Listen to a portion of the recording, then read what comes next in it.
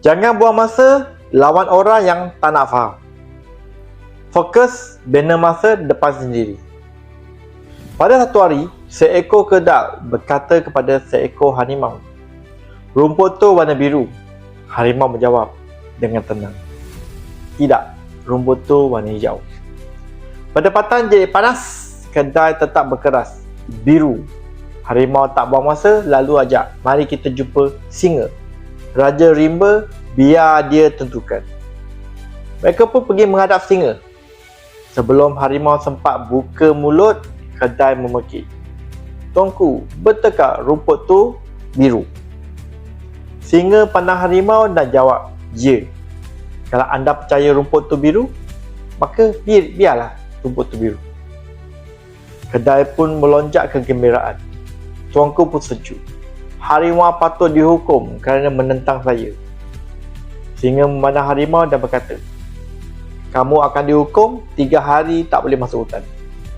Harimau terkejut, "Tuanku, saya tahu rumput tu hijau, tapi kenapa saya dihukum?"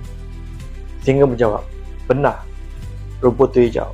Tapi kamu dihukum bukan kerana kamu salah, tapi kerana kamu buang masa melawan makhluk yang tak peduli pada kebenaran.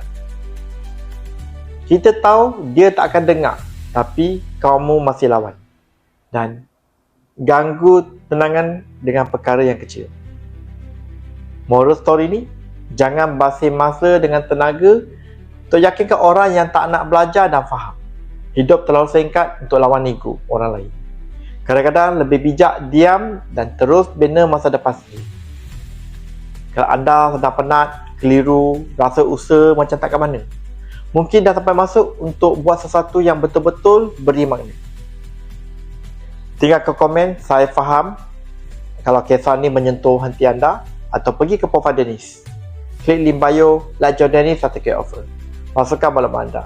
Dennis akan hubungi anda sendiri. Kita bina jalan keluar dengan tenang dan yakin. Let's join Dennis.